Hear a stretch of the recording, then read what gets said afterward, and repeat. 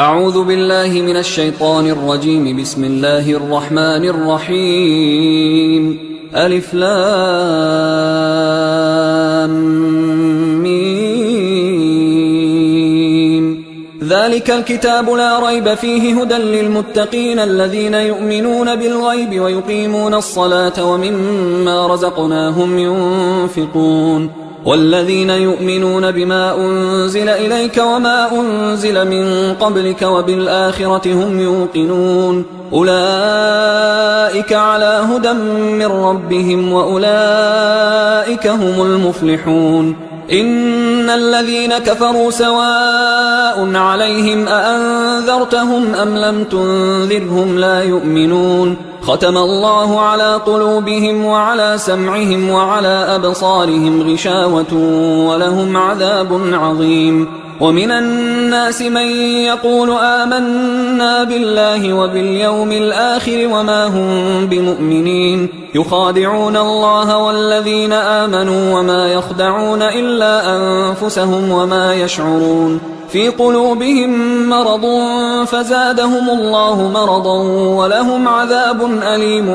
بما كانوا يكذبون. وإذا قيل لهم لا تفسدوا في الأرض قالوا إنما نحن مصلحون ألا إنهم هم المفسدون ولكن لا يشعرون. وإذا قيل لهم آمنوا كما آمن الناس قالوا أنؤمن كما آمن السفهاء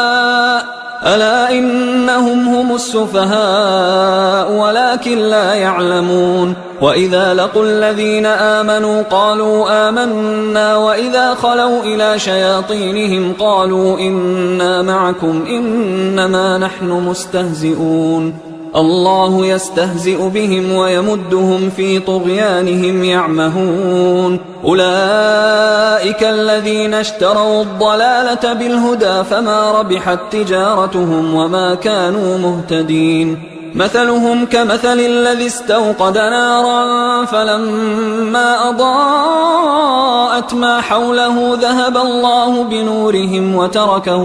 وتركهم في ظلمات لا يبصرون. صم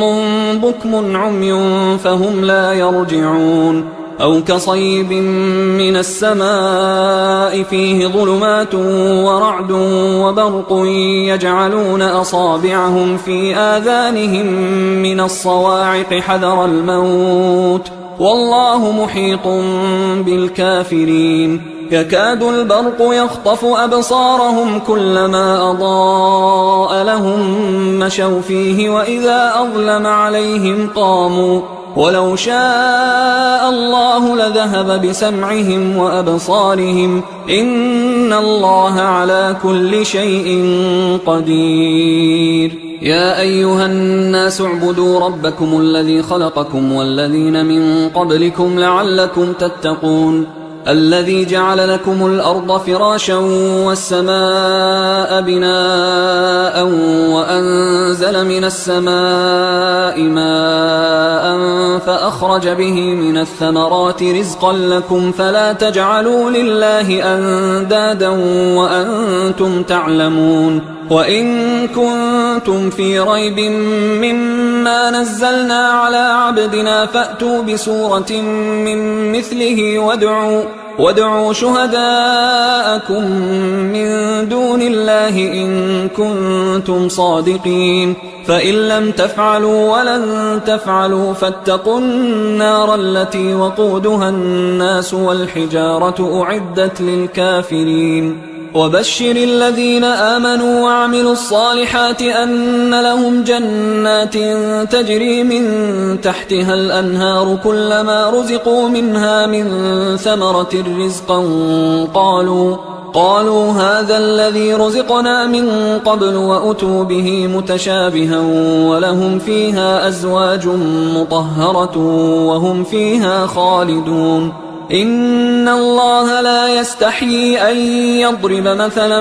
ما بعوضة فما فوقها فأما الذين آمنوا فيعلمون أنه الحق من ربهم، وأما الذين كفروا فيقولون ماذا أراد الله بهذا مثلا يضل به كثيرا ويهدي به كثيرا، وما يضل به إلا الفاسقين الذين ينقضون عهد الله من بعد ميثاقه ويقطعون ما أمر الله به أن يوصل ويفسدون في الأرض، أولئك هم الخاسرون. كيف تكفرون بالله وكنتم أمواتا فأحياكم ثم يميتكم ثم يحييكم ثم إليه ترجعون. هو الذي خلق لكم ما في الأرض جميعا ثم استوى إلى السماء فسواهن 7 سماوات وهو بكل شيء عليم. وإذ قال ربك للملائكة إني جاعل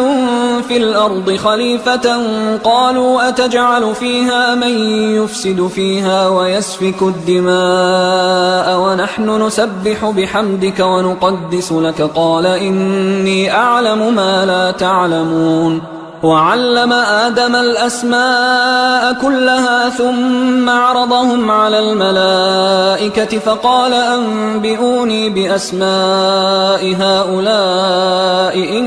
كنتم صادقين. قالوا سبحانك لا علم لنا إلا ما علمتنا إنك أنت العليم الحكيم. قال يا آدم أنبئهم بأسمائهم فلما أنبأهم بأسمائهم قال ألم أقل لكم إني أعلم غيب السماوات والأرض وأعلم ما تبدون وما كنتم تكتمون. وإذ قلنا للملائكة اسجدوا لآدم فسجدوا إلا إبليس أبى واستكبر وكان من الكافرين. وقلنا يا آدم اسكن أنت وزوجك الجنة وكلا منها رغدا حيث شئتما ولا تقربا هذه الشجرة فتكونا من الظالمين. فأزلهما الشيطان عنها فأخرجهما مما كانا فيه وقلنا اهبطوا بعضكم لبعض عدو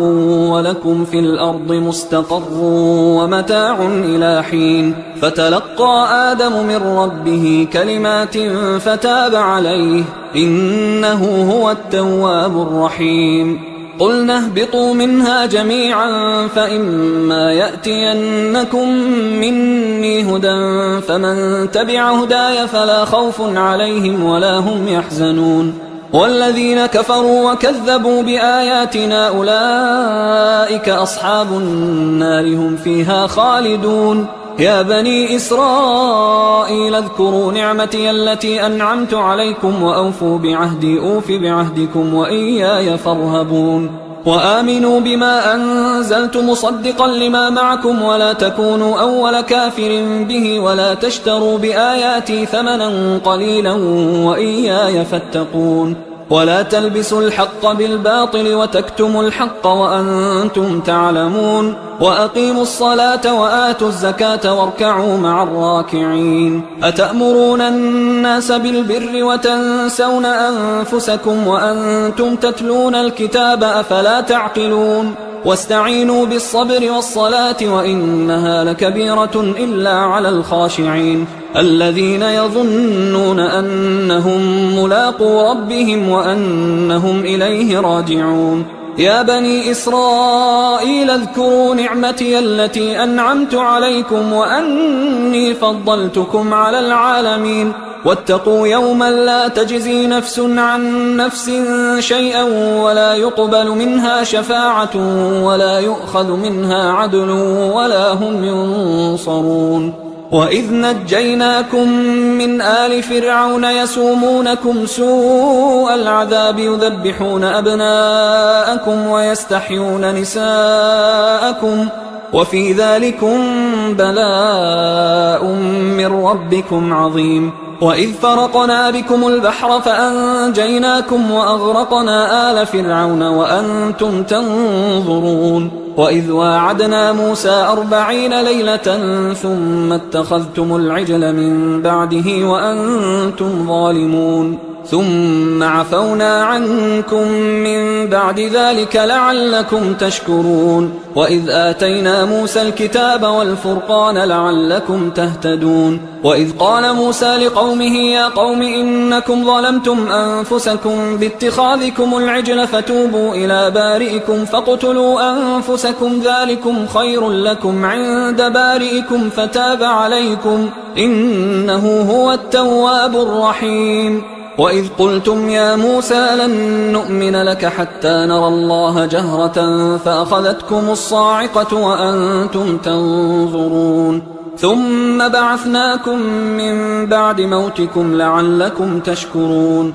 وظللنا عليكم الغمام وأنزلنا عليكم المن والسلوى كلوا من طيبات ما رزقناكم وما ظلمونا ولكن كانوا أنفسهم يظلمون وإذ قلنا ادخلوا هذه القرية فكلوا منها حيث شئتم رغدا وادخلوا الباب سجدا وقولوا حطة نغفر لكم خطاياكم وسنزيد المحسنين فبدل الذين ظلموا قولا غير الذي قيل لهم فأنزلنا على الذين ظلموا رجزا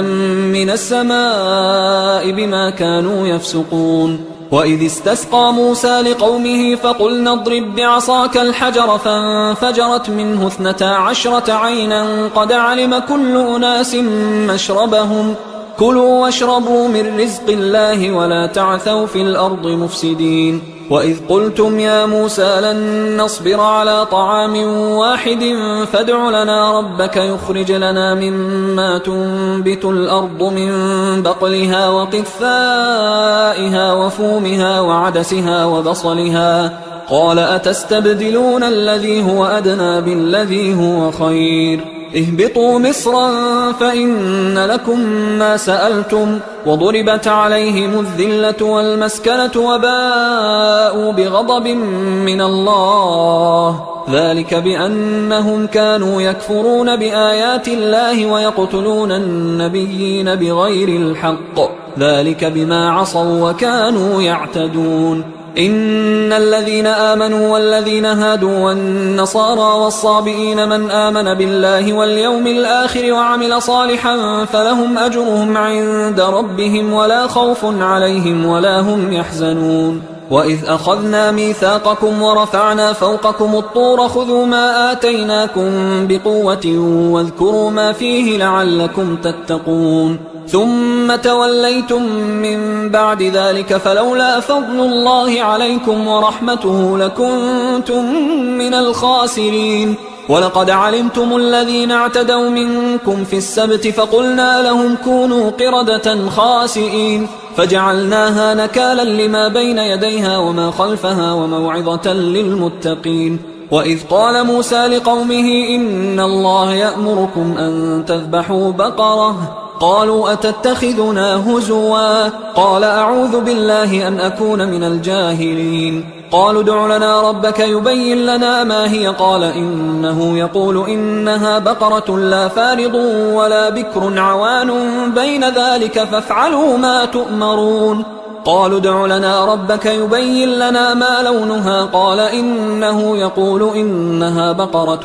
صفراء فاقع لونها تسر الناظرين قالوا ادع لنا ربك يبين لنا ما هي إن البقرة شابه علينا وإنا إن شاء الله لمهتدون قال إنه يقول إنها بقرة لا ذلول تثير الأرض ولا تسقي الحرث مسلمة لا شية فيها قالوا الآن جئت بالحق فذبحوها وما كادوا يفعلون وإذ قتلتم نفسا فادارأتم فيها والله مخرج ما كنتم تكتمون فقلنا اضربوه ببعضها كذلك يحيي الله الموتى ويريكم آياته لعلكم تعقلون ثم قست قلوبكم من بعد ذلك فهي كالحجارة أو أشد قسوة وإن من الحجارة لما يتفجر منه الأنهار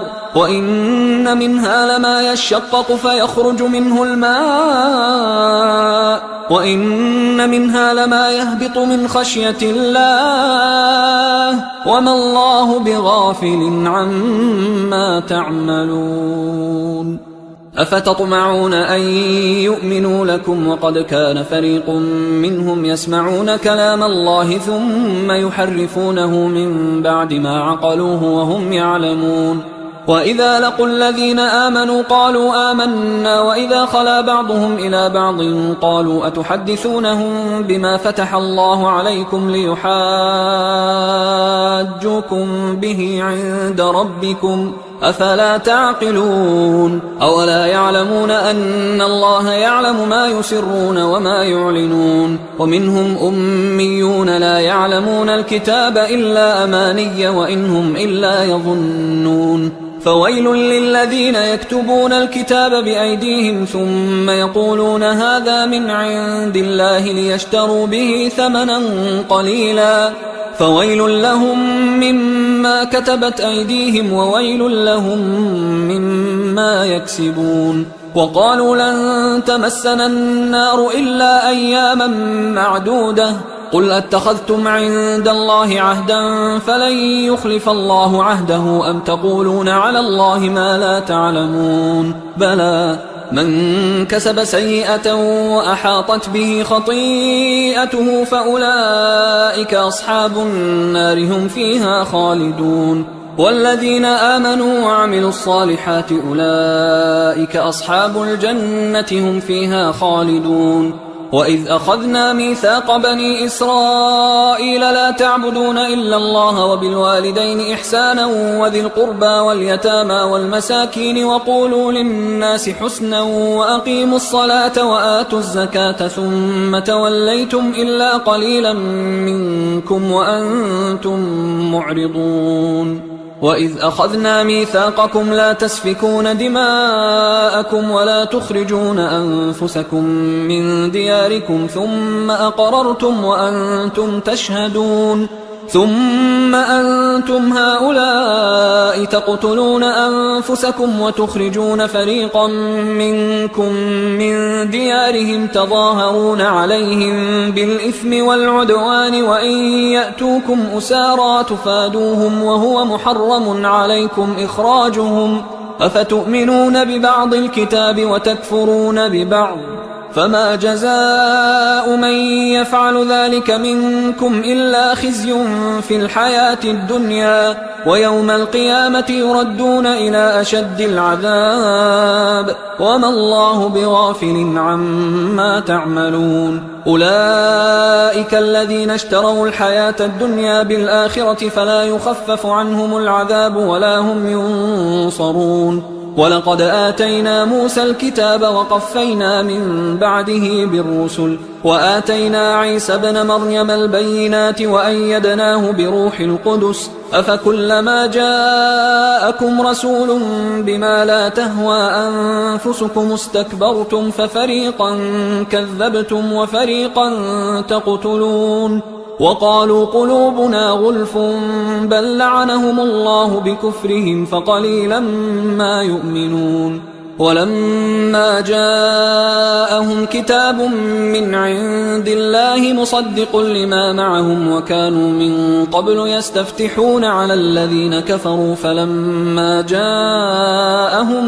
ما عرفوا كفروا به فلعنة الله على الكافرين بئس ما اشتروا به أنفسهم أن يكفروا بما أنزل الله بغيا أن ينزل الله من فضله على من يشاء من عباده فباءوا بغضب على غضب وللكافرين عذاب مهين وإذا قيل لهم آمنوا بما أنزل الله قالوا نؤمن بما أنزل علينا ويكفرون بما وراءه وهو الحق مصدقا لما معهم قل فلم تقتلون أنبياء الله من قبل إن كنتم مؤمنين ولقد جاءكم موسى بالبينات ثم اتخذتم العجل من بعده وأنتم ظالمون وإذ أخذنا ميثاقكم ورفعنا فوقكم الطور خذوا ما آتيناكم بقوة واسمعوا قالوا سمعنا وعصينا وأشربوا في قلوبهم العجل بكفرهم قل بئس ما يأمركم به إيمانكم إن كنتم مؤمنين قل إن كانت لكم الدار الآخرة عند الله خالصة من دون الناس فتمنوا الموت إن كنتم صادقين ولن يتمنوه أبدا بما قدمت أيديهم والله عليم بالظالمين ولتجدنهم أحرص الناس على حياة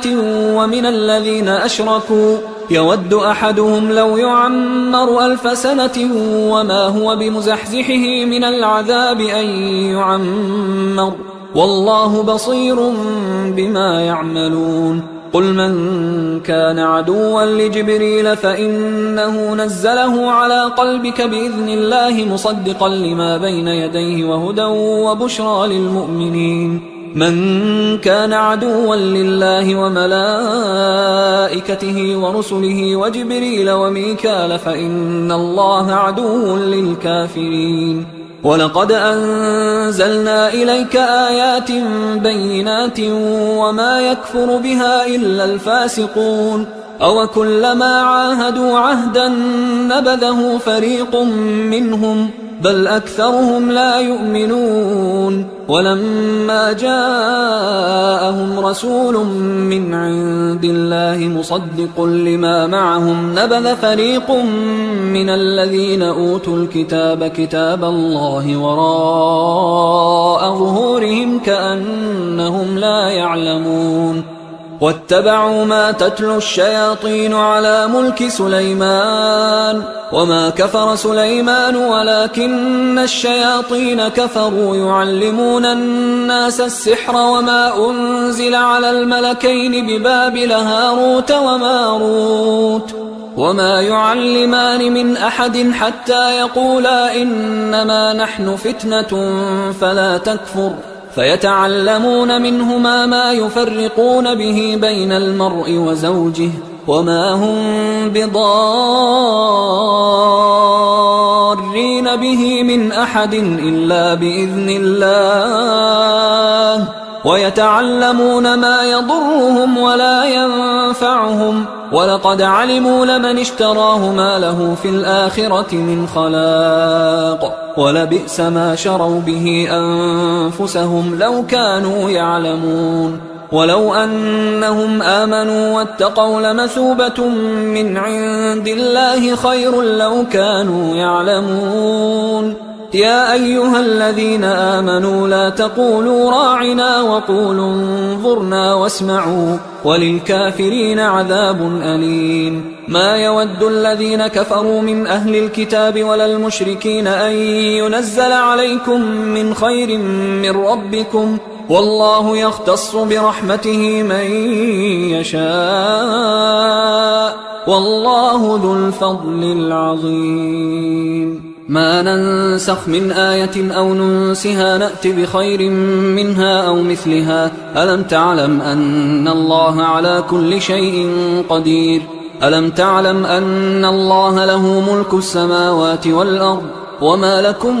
من دون الله من ولي ولا نصير أم تريدون أن تسألوا رسولكم كما سئل موسى من قبل ومن يتبدل الكفر بالإيمان فقد ضل سواء السبيل ود كثير من أهل الكتاب لو يردونكم من بعد إيمانكم كفارا حسدا من عند أنفسهم من بعد ما تبين لهم الحق فاعفوا واصفحوا حتى يأتي الله بأمره إن الله على كل شيء قدير وأقيموا الصلاة وآتوا الزكاة وما تقدموا لأنفسكم من خير تجدوه عند الله إن الله بما تعملون بصير وقالوا لن يدخل الجنة إلا من كان هودا أو نصارى تلك أمانيهم قل هاتوا برهانكم إن كنتم صادقين بلى من أسلم وجهه لله وهو محسن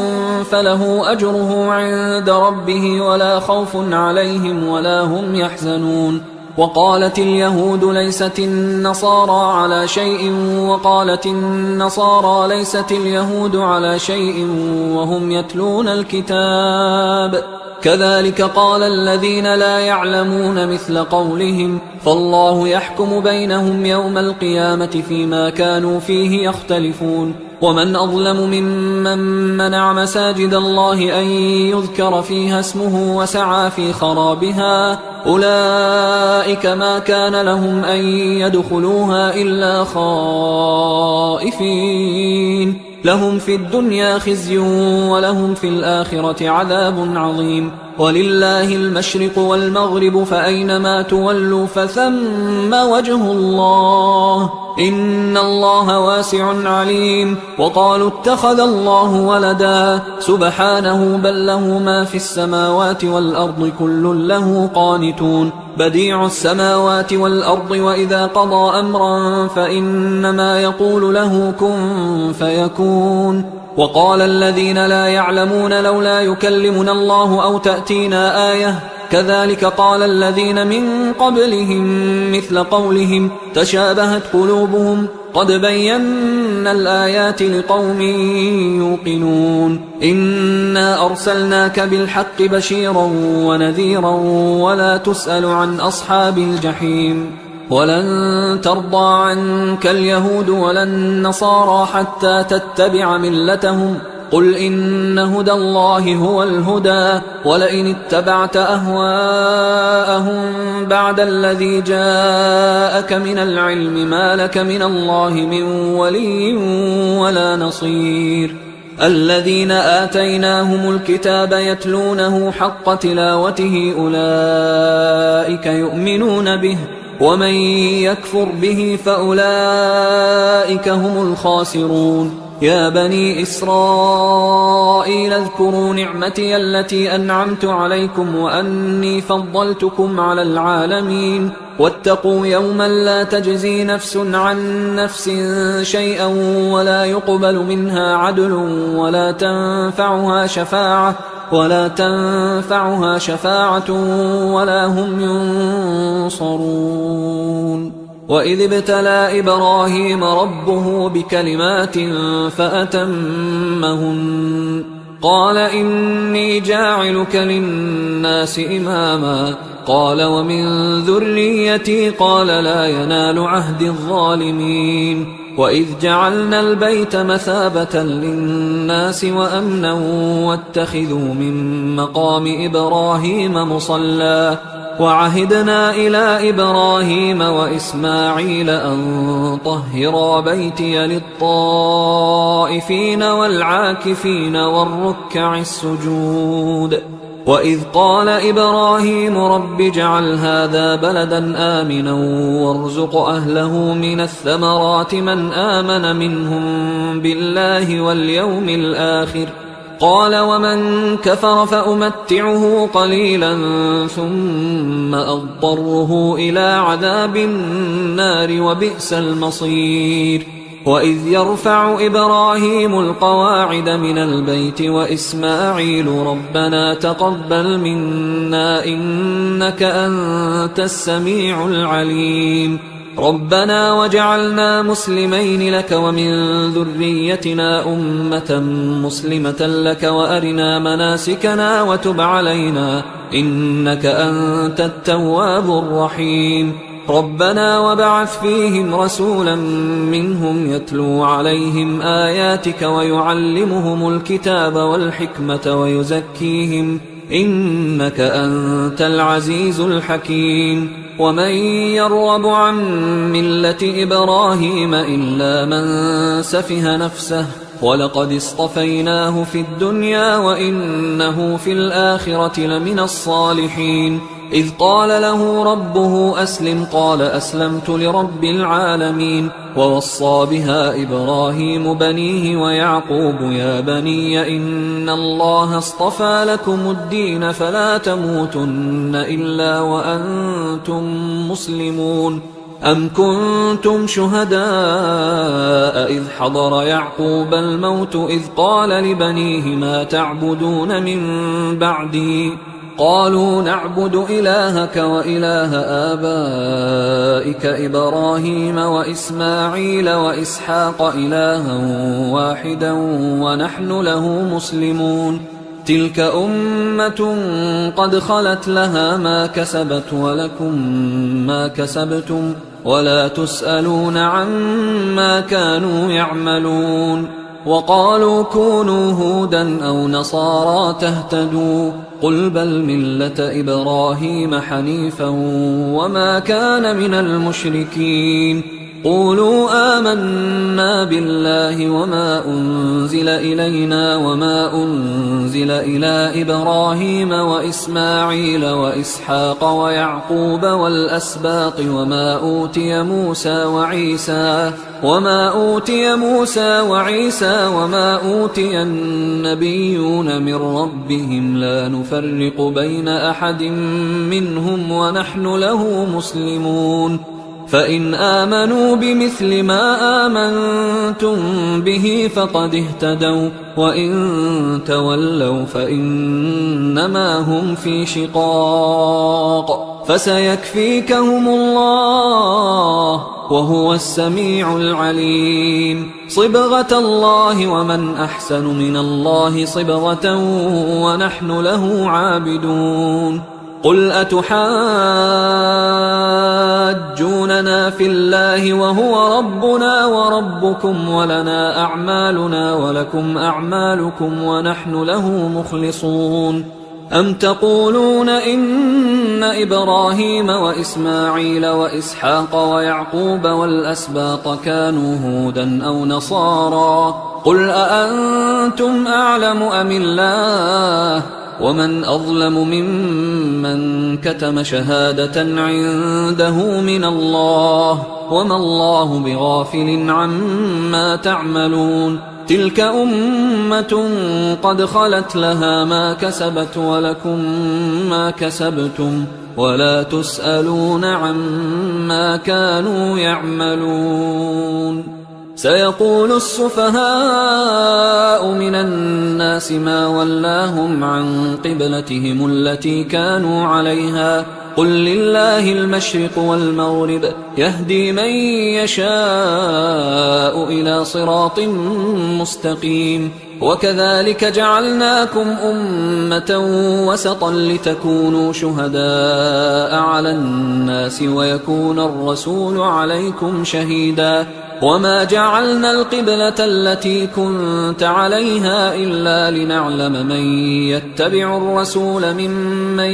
ينقلب على عقبيه وإن كانت لكبيرة إلا على الذين هدى الله وما كان الله ليضيع إيمانكم إن الله بالناس لرؤوف رحيم. قد نرى تقلب وجهك في السماء فلنولينك قبلة ترضاها فول وجهك شطر المسجد الحرام وحيث ما كنتم فولوا وجوهكم شطره وإن الذين أوتوا الكتاب ليعلمون أنه الحق من ربهم وما الله بغافل عما يعملون. ولئن أتيت الذين أوتوا الكتاب بكل آية ما تبعوا قبلتك وما أنت بتابع قبلتهم وما بعضهم بتابع قبلة بعض ولئن اتبعت أهواءهم من بعد ما جاءك من العلم إنك إذا لمن الظالمين. الذين آتيناهم الكتاب يعرفونه كما يعرفون أبناءهم وإن فريقا منهم ليكتمون الحق وهم يعلمون. الحق من ربك فلا تكونن من الممترين ولكل وجهة هو موليها فاستبقوا الخيرات أينما تكونوا يأت بكم الله جميعا إن الله على كل شيء قدير ومن حيث خرجت فول وجهك شطر المسجد الحرام وإنه للحق من ربك وما الله بغافل عما تعملون ومن حيث خرجت فول وجهك شطر المسجد الحرام وحيث ما كنتم فولوا وجوهكم شطره لئلا يكون للناس عليكم حجة إلا الذين ظلموا منهم فلا تخشوهم واخشوني ولأتم نعمتي عليكم ولعلكم تهتدون كما أرسلنا فيكم رسولا منكم يتلو عليكم آياتنا ويزكيكم ويعلمكم الكتاب والحكمة ويعلمكم ما لم تكونوا تعلمون فاذكروني أذكركم واشكروا لي ولا تكفرون يا أيها الذين آمنوا استعينوا بالصبر والصلاة إن الله مع الصابرين ولا تقولوا لمن يقتل في سبيل الله أموات بل أحياء ولكن لا تشعرون ولنبلونكم بشيء من الخوف والجوع ونقص من الأموال والأنفس والثمرات وبشر الصابرين الذين إذا أصابتهم مصيبة قالوا إنا لله وإنا إليه راجعون أولئك عليهم صلوات من ربهم ورحمة وأولئك هم المهتدون إن الصفا والمروة من شعائر الله فمن حج البيت أو اعتمر فلا جناح عليه أن يطوف بهما ومن تطوع خيرا فإن الله شاكر عليم إن الذين يكتمون ما أنزلنا من البينات والهدى من بعد ما بيناه للناس في الكتاب أولئك يلعنهم الله ويلعنهم اللاعنون إلا الذين تابوا وأصلحوا وبينوا فأولئك أتوب عليهم وأنا التواب الرحيم إن الذين كفروا وماتوا وهم كفار أولئك عليهم لعنة الله والملائكة والناس أجمعين خالدين فيها لا يخفف عنهم العذاب ولا هم ينظرون وإلهكم إله واحد لا إله إلا هو الرحمن الرحيم إن في خلق السماوات والأرض واختلاف الليل والنهار والفلك التي تجري في البحر بما ينفع الناس وما أنزل الله من السماء من ماء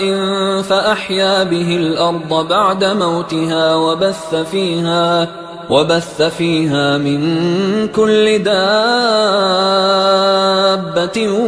وتصريف الرياح والسحاب المسخر بين السماء والأرض لآيات لقوم يعقلون ومن الناس من يتخذ من دون الله أندادا يحبونهم كحب الله والذين آمنوا أشد حبا لله ولو يرى الذين ظلموا إذ يرون العذاب أن القوة لله جميعا وأن الله شديد العذاب إذ تبرأ الذين اتبعوا من الذين اتبعوا ورأوا العذاب وتقطعت بهم الأسباب وقال الذين اتبعوا لو أن لنا كرة فنتبرأ منهم كما تبرأوا منا كذلك يريهم الله أعمالهم حسرات عليهم وما هم بخارجين من النار. يا أيها الناس كلوا مما في الأرض حلالا طيبا ولا تتبعوا خطوات الشيطان إنه لكم عدو مبين. إنما يأمركم بالسوء والفحشاء وأن تقولوا على الله ما لا تعلمون. وإذا قيل لهم اتبعوا ما أنزل الله قالوا بل نتبع ما ألفينا عليه آباءنا أولو كان آباؤهم لا يعقلون شيئا ولا يهتدون. ومثل الذين كفروا كمثل الذي ينعق بما لا يسمع إلا دعاء ونداء صم بكم عمي فهم لا يعقلون. يا أيها الذين آمنوا كلوا من طيبات ما رزقناكم واشكروا لله إن كنتم إياه تعبدون. إنما حرم عليكم الميتة والدم ولحم الخنزير وما أهل به لغير الله فمن اضطر غير باغ ولا عاد فلا إثم عليه إن الله غفور رحيم. إن الذين يكتمون ما أنزل الله من الكتاب ويشترون به ثمنا قليلا أولئك ما يأكلون في بطونهم إلا النار ولا يكلمهم الله يوم القيامة ولا يزكيهم ولهم عذاب أليم. أولئك الذين اشتروا الضلالة بالهدى والعذاب بالمغفرة فما أصبرهم على النار ذلك بأن الله نزل الكتاب بالحق وإن الذين اختلفوا في الكتاب لفي شقاق بعيد. ليس البر أن تولوا وجوهكم قبل المشرق والمغرب ولكن البر من آمن بالله واليوم الآخر والملائكة والكتاب والنبيين وآتى المال على حبه ذوي القربى واليتامى والمساكين وابن السبيل والسائلين وفي الرقاب وأقام الصلاة وآتى الزكاة والموفون بعهدهم إذا عاهدوا والصابرين في البأساء والضراء وحين البأس أولئك الذين صدقوا وأولئك هم المتقون. يا أيها الذين آمنوا كتب عليكم القصاص في القتلى الحر بالحر والعبد بالعبد والأنثى بالأنثى فمن عفي له من أخيه شيء فاتباع بالمعروف وأداء إليه بإحسان ذلك تخفيف من ربكم ورحمة فمن اعتدى بعد ذلك فله عذاب أليم. ولكم في القصاص حياة يا أولي الألباب لعلكم تتقون. كتب عليكم إذا حضر أحدكم الموت إن ترك خيرا الوصية للوالدين والأقربين بالمعروف حقا على المتقين فمن بدله بعدما سمعه فإنما إثمه على الذين يبدلونه إن الله سميع عليم. فمن خاف من موص جنفا أو إثما فأصلح بينهم فلا إثم عليه إن الله غفور رحيم. يا أيها الذين آمنوا كتب عليكم الصيام كما كتب على الذين من قبلكم لعلكم تتقون أياما معدودات فمن كان منكم مريضا أو على سفر فعدة من أيام أخر وعلى الذين يطيقونه فدية طعام مسكين فمن تطوع خيرا فهو خير له وأن تصوموا خير لكم إن كنتم تعلمون شهر رمضان الذي أنزل فيه القرآن هدى للناس وبينات من الهدى والفرقان فمن شهد منكم الشهر فليصمه ومن كان مريضا أو على سفر فعدة من أيام أخر يريد الله بكم اليسر ولا يريد بكم العسر ولتكملوا العدة ولتكبروا الله على ما هداكم ولعلكم تشكرون وإذا سألك عبادي عني فإني قريب أجيب دعوة الداعي إذا دعان فليستجيبوا لي وليؤمنوا بي لعلهم يرشدون أحل لكم ليلة الصيام الرفث إلى نسائكم هن لباس لكم وأنتم لباس لهن علم الله أنكم كنتم تختانون أنفسكم فتاب عليكم وعفى عنكم فالآن باشروهن وابتغوا ما كتب الله لكم وكلوا واشربوا حتى يتبين لكم الخيط الأبيض من الخيط الأسود من الفجر ثم أتموا الصيام إلى الليل ولا تباشروهن وأنتم عاكفون في المساجد تلك حدود الله فلا تقربوها كذلك يبين الله آياته للناس لعلهم يتقون ولا تأكلوا أموالكم بينكم بالباطل وتدلوا بها إلى الحكام لتأكلوا فريقا من أموال الناس بالإثم وأنتم تعلمون يسألونك عن الأهلة قل هي مواقيت للناس والحج وليس البر بأن تأتوا البيوت من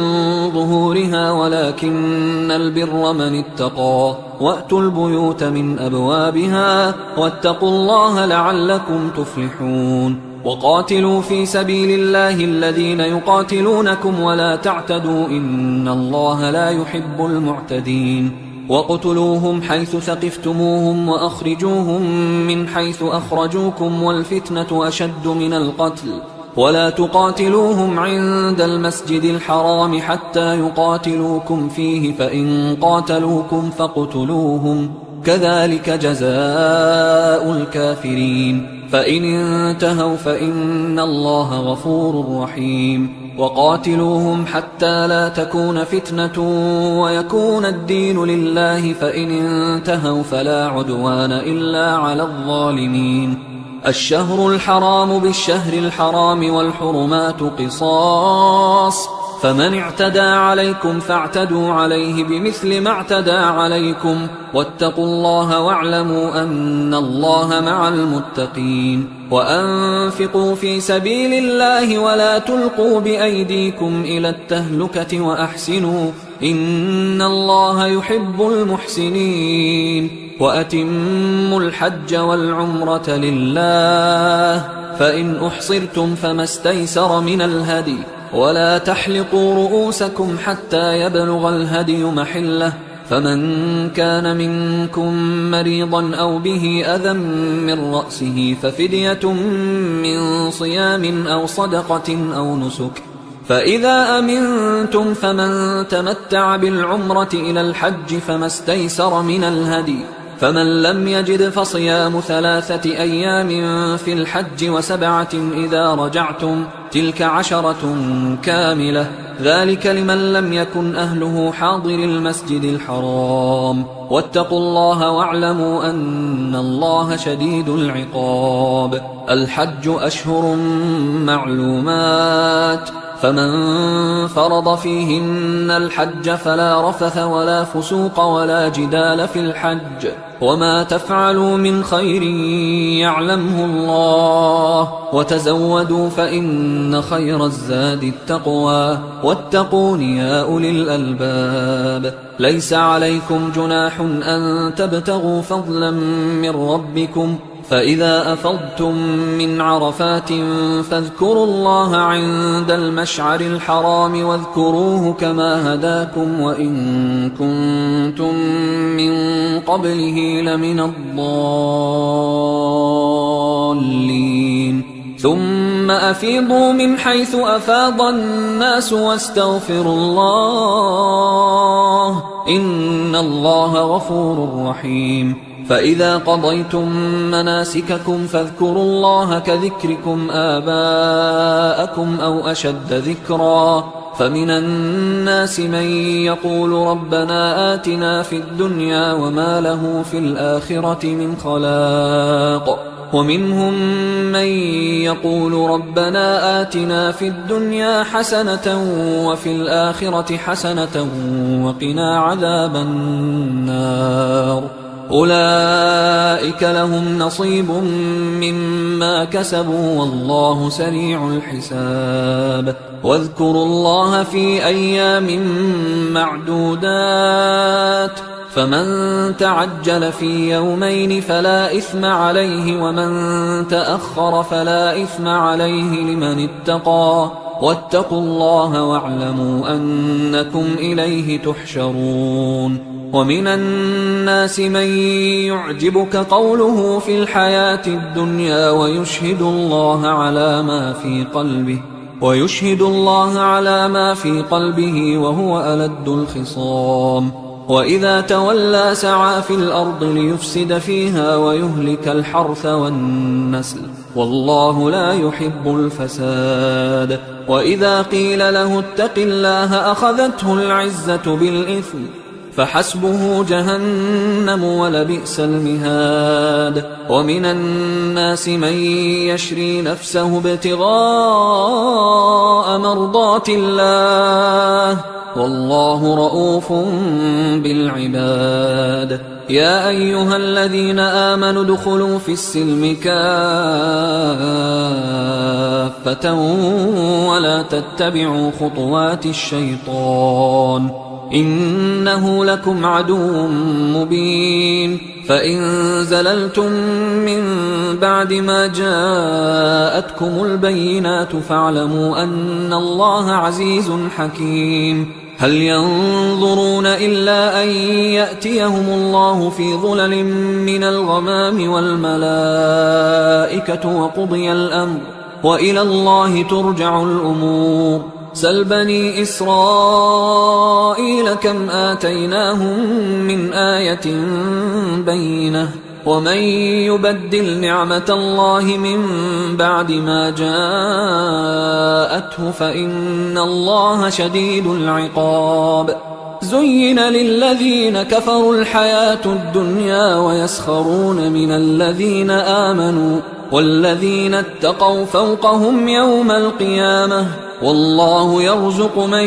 يشاء بغير حساب كان الناس أمة واحدة فبعث الله النبيين مبشرين ومنذرين وأنزل معهم الكتاب بالحق ليحكم بين الناس فيما اختلفوا فيه وما اختلف فيه إلا الذين أوتوه من بعد ما جاءتهم البينات بغيا بينهم فهدى الله الذين آمنوا لما اختلفوا فيه من الحق بإذنه والله يهدي من يشاء إلى صراط مستقيم أم حسبتم أن تدخلوا الجنة ولما يأتكم مثل الذين خلوا من قبلكم مستهم البأساء والضراء وزلزلوا حتى يقول الرسول والذين آمنوا معه متى نصر الله ألا إن نصر الله قريب يسألونك ماذا ينفقون قل ما أنفقتم من خير فللوالدين والأقربين واليتامى والمساكين وابن السبيل وما تفعلوا من خير فإن الله به عليم كتب عليكم القتال وهو كره لكم، وعسى أن تكرهوا شيئا وهو خير لكم، وعسى أن تحبوا شيئا وهو شر لكم، والله يعلم وأنتم لا تعلمون. يسألونك عن الشهر الحرام قتال فيه، قل قتال فيه كبير، وصد عن سبيل الله وكفر به والمسجد الحرام وإخراج أهله منه أكبر عند الله، والفتنة أكبر من القتل، ولا يزالون يقاتلونكم حتى يردوكم عن دينكم إن استطاعوا، ومن يرتدد منكم عن دينه فيمت وهو كافر فأولئك حبطت أعمالهم في الدنيا والآخرة، وأولئك أصحاب النار هم فيها خالدون. إن الذين آمنوا والذين هاجروا وجاهدوا في سبيل الله أولئك يرجون رحمة الله، والله غفور رحيم. يسألونك عن الخمر والميسر قل فيهما إثم كبير ومنافع للناس وإثمهما أكبر من نفعهما، ويسألونك ماذا ينفقون قل العفو، كذلك يبين الله لكم الآيات لعلكم تتفكرون في الدنيا والآخرة. ويسألونك عن اليتامى قل إصلاح لهم خير، وإن تخالطوهم فإخوانكم والله يعلم المفسد من المصلح، ولو شاء الله لأعنتكم إن الله عزيز حكيم. ولا تنكحوا المشركات حتى يؤمن، ولأمة مؤمنة خير من مشركة ولو أعجبتكم، ولا تنكحوا المشركين حتى يؤمنوا، ولعبد مؤمن خير من مشرك ولو أعجبكم، أولئك يدعون إلى النار والله يدعو إلى الجنة والمغفرة بإذنه، ويبين آياته للناس لعلهم يتذكرون. ويسألونك عن المحيض قل هو أذى فاعتزلوا النساء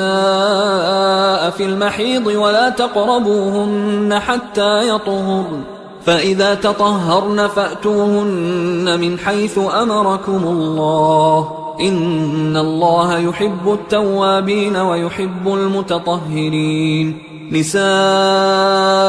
حرث لكم فأتوا حرثكم أنى شئتم، وقدموا لأنفسكم واتقوا الله واعلموا أنكم ملاقوه، وبشر المؤمنين. ولا تجعلوا الله عرضة لأيمانكم أن تبروا وتتقوا وتصلحوا بين الناس، والله سميع عليم. لا يؤاخذكم الله باللغو في أيمانكم ولكن يؤاخذكم بما كسبت قلوبكم، والله غفور حليم. للذين يؤلون من نسائهم تربص 4 أشهر، فإن فاءوا فإن الله غفور رحيم، وإن عزموا الطلاق فإن الله سميع عليم. والمطلقات يتربصن بأنفسهن 3 قروء، ولا يحل لهن أن يكتمن ما خلق الله في أرحامهن إن كن يؤمن بالله واليوم الآخر، وبعولتهن أحق بردهن في ذلك إن أرادوا إصلاحا، ولهن مثل الذي عليهن بالمعروف وللرجال عليهن درجة، والله عزيز حكيم. الطلاق 2، فإمساك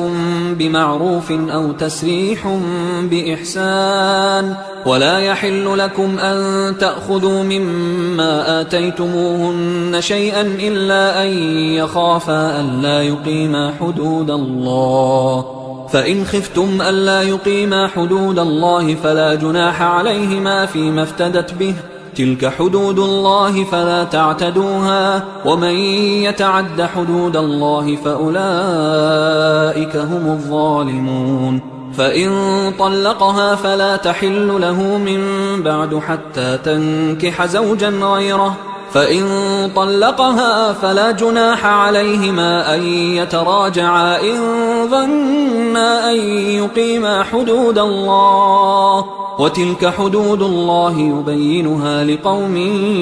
يعلمون. وإذا طلقتم النساء فبلغن أجلهن فأمسكوهن بمعروف أو سرحوهن بمعروف، ولا تمسكوهن ضرارا لتعتدوا، ومن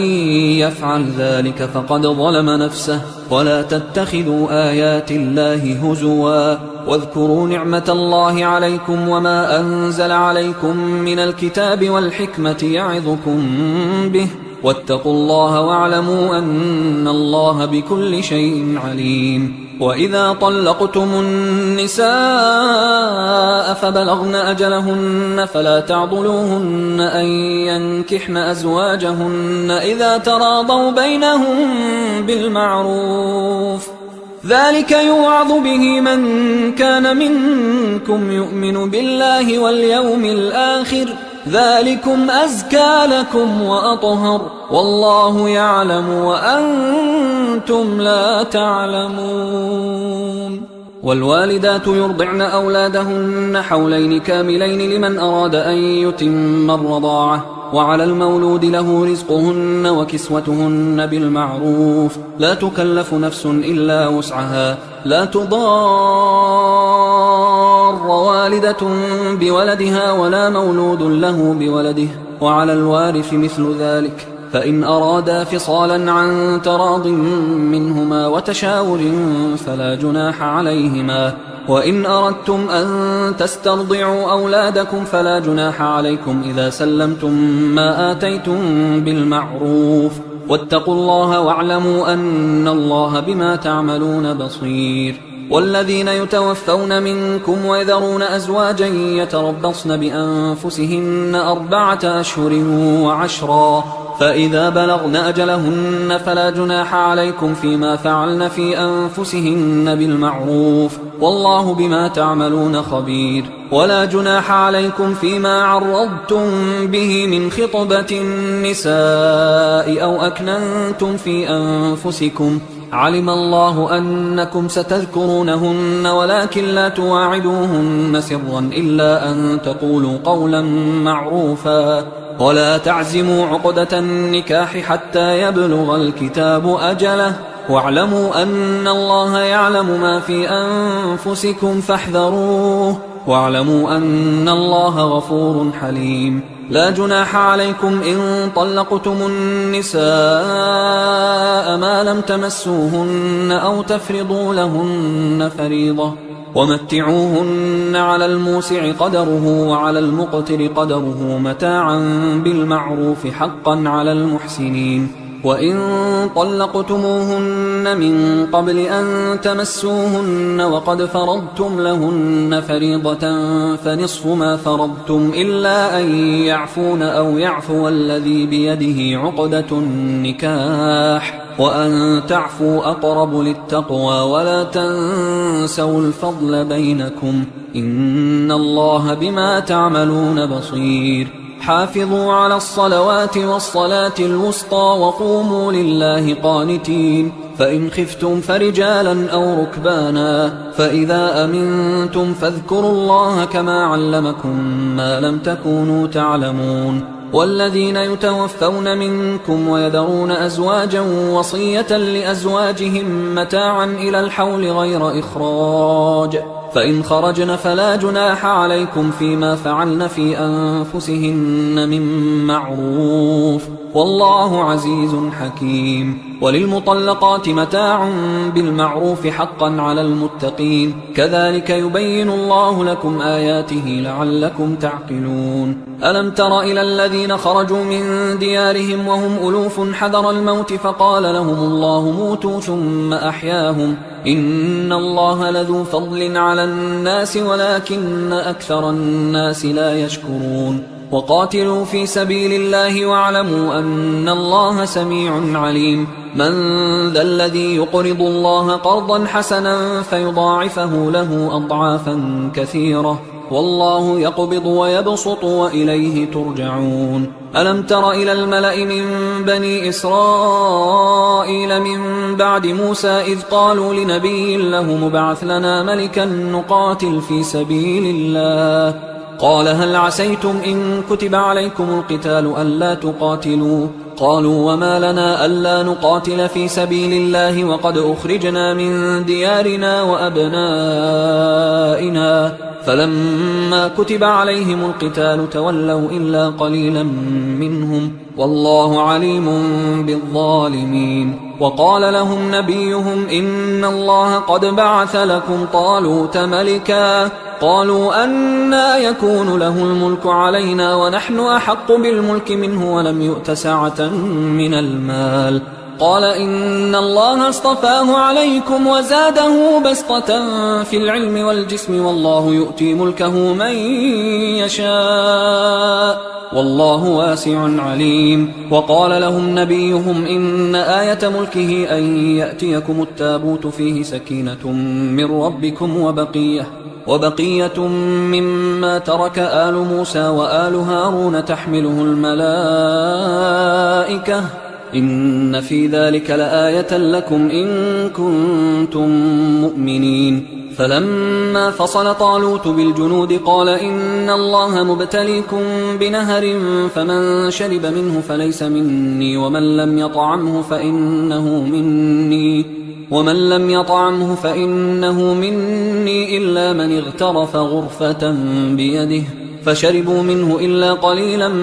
منهم فلما جاوزه هو والذين آمنوا معه قالوا لا طاقة لنا اليوم بجالوت وجنوده قال الذين يظنون أنهم ملاقوا الله كم من فئة قليلة غلبت فئة كثيرة بإذن الله والله مع الصابرين. ولما برزوا لجالوت وجنوده قالوا ربنا أفرغ علينا صبرا وثبت أقدامنا وانصرنا على القوم الكافرين فهزموهم بإذن الله. وقتل داود جالوت وآتاه الله الملك والحكمة وعلمه مما يشاء ولولا دفع الله الناس بعضهم ببعض لفسدت الأرض ولكن الله ذو فضل على العالمين. تلك آيات الله نتلوها عليك بالحق وإنك لمن المرسلين. تلك الرسل فضلنا بعضهم على بعض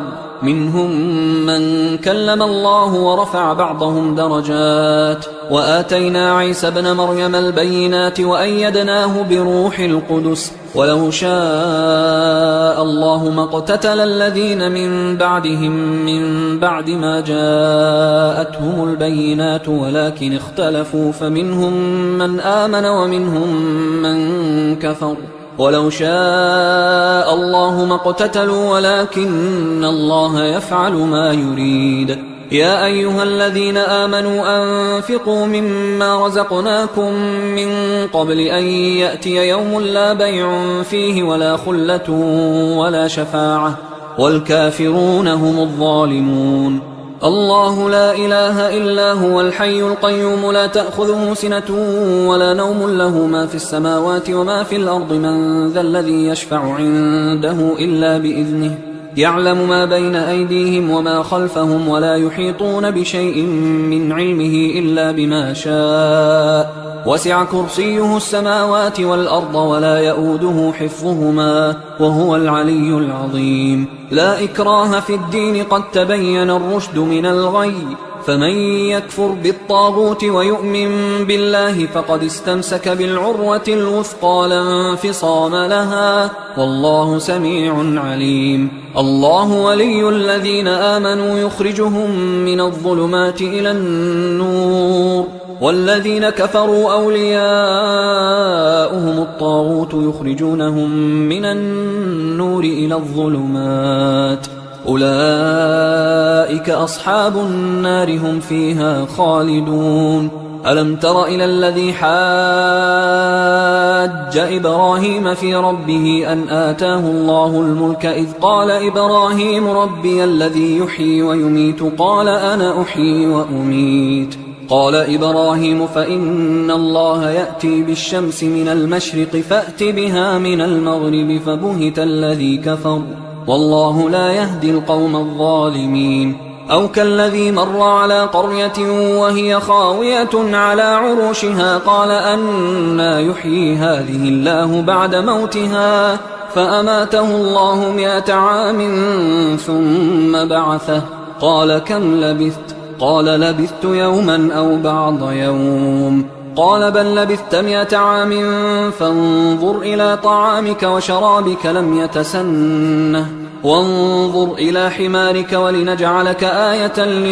للناس وانظر إلى العظام كيف ننشزها ثم نكسوها لحما فلما تبين له قال أعلم أن الله على كل شيء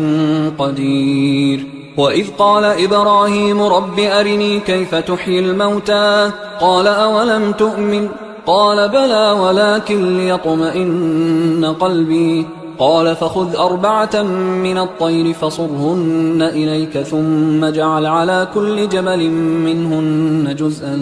ثم ادعهن يأتينك سعيا واعلم أن الله عزيز حكيم. مثل الذين ينفقون أموالهم في سبيل الله كمثل حبة أنبتت 7 سنابل في كل سنبلة 100 حبة والله يضاعف لمن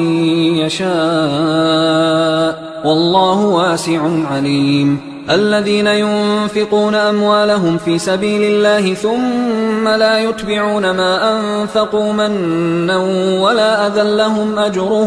لهم أجرهم عند ربهم ولا خوف عليهم ولا هم يحزنون. قول معروف ومغفرة خير من صدقة يتبعها أذى والله غني حليم. يا أيها الذين آمنوا لا تبطلوا صدقاتكم بالمن والأذى كالذي ينفق ماله رئاء الناس ولا يؤمن بالله واليوم الآخر فمثله كمثل صفوان عليه تراب فأصابه وابل فتركه صلدا لا يقدرون على شيء مما كسبوا والله لا يهدي القوم الكافرين. ومثل الذين ينفقون أموالهم ابتغاء مرضات الله وتثبيتا من أنفسهم كمثل جنة بربوة أصابها وابل فآتت أكلها ضعفين فإن لم يصبها وابل فطل والله بما تعملون بصير. أيود أحدكم أن تكون له جنة من نخيل وأعناب تجري من تحتها الأنهار له فيها من كل الثمرات وأصابه الكبر وله ذرية ضعفاء فأصابها إعصار فيه نار فاحترقت كذلك يبين الله لكم الآيات لعلكم تتفكرون. يا أيها الذين آمنوا أنفقوا من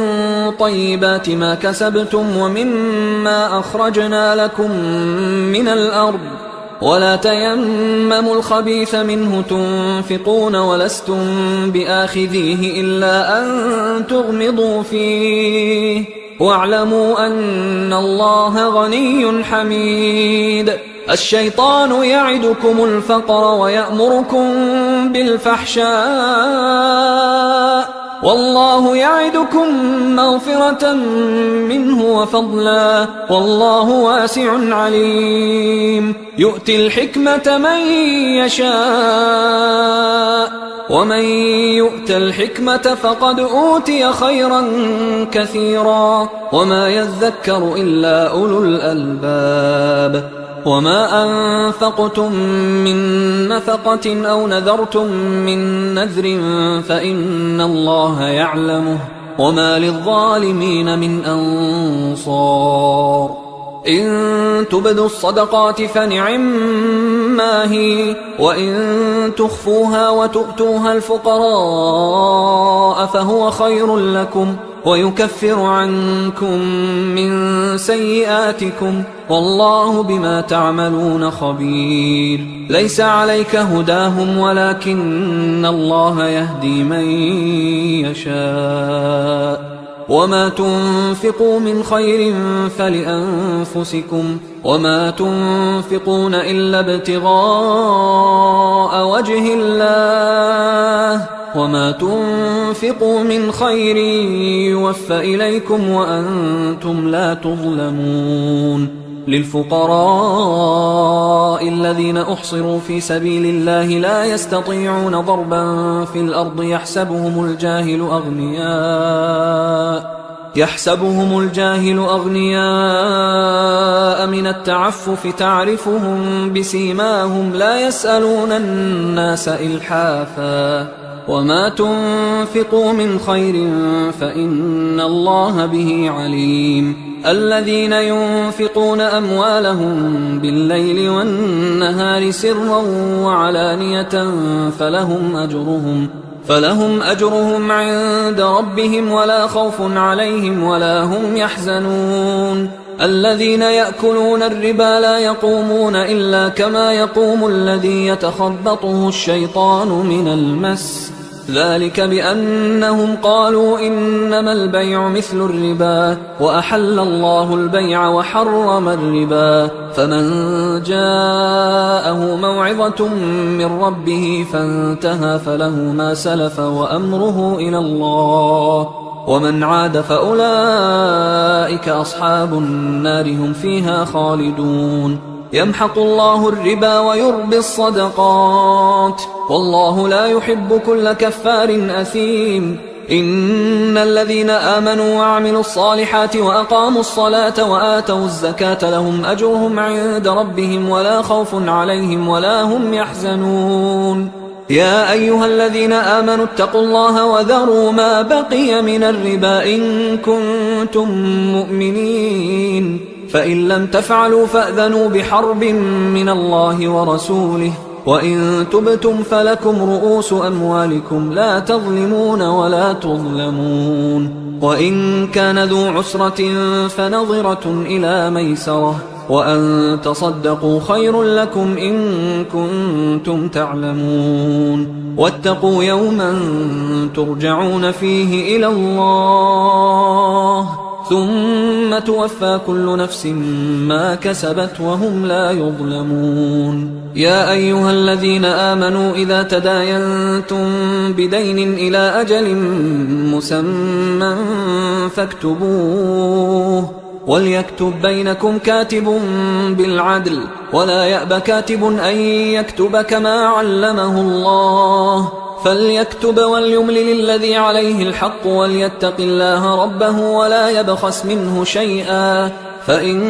كان الذي عليه الحق سفيها أو ضعيفا أو لا يستطيع أن يمله فليملل وليه بالعدل، واستشهدوا شهيدين من رجالكم، فإن لم يكونا رجلين فرجل وامرأتان ممن ترضون من الشهداء أن تضل إحداهما فتذكر إحداهما الأخرى، ولا يأبى الشهداء إذا ما دعوا، ولا تسأموا أن تكتبوه صغيرا أو كبيرا إلى أجله، ذلكم أقسط عند الله وأقوم للشهادة وأدنى أن لا ترتابوا إلا أن تكون تجارة حاضرة تديرونها بينكم فليس عليكم جناح ألا تكتبوها، وأشهدوا إذا تبايعتم ولا يضار كاتب ولا شهيد، وإن تفعلوا فإنه فسوق بكم، واتقوا الله ويعلمكم الله والله بكل شيء عليم. وإن كنتم على سفر ولم تجدوا كاتبا فرهان مقبوضة، فإن أمن بعضكم بعضا فليؤدي الذي اؤتمن أمانته وليتق الله ربه، ولا تكتموا الشهادة ومن يكتمها فإنه آثم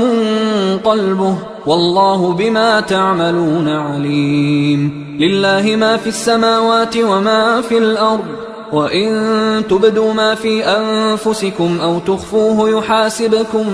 به الله فيغفر لمن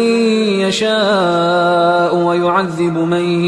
يشاء والله على كل شيء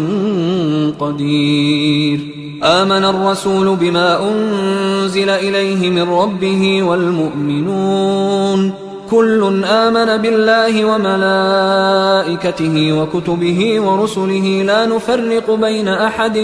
من رسله وقالوا سمعنا وأطعنا غفرانك ربنا وإليك المصير. لا يكلف الله نفسا إلا وسعها لها ما كسبت وعليها ما اكتسبت ربنا لا تؤاخذنا إن نسينا أو أخطأنا ربنا ولا تحمل علينا إصرا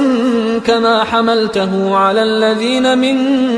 قبلنا ربنا ولا تحملنا ما لا طاقة لنا به واعف عنا واغفر لنا وارحمنا أنت مولانا فانصرنا على القوم الكافرين. حصريا على قارئ القرآن.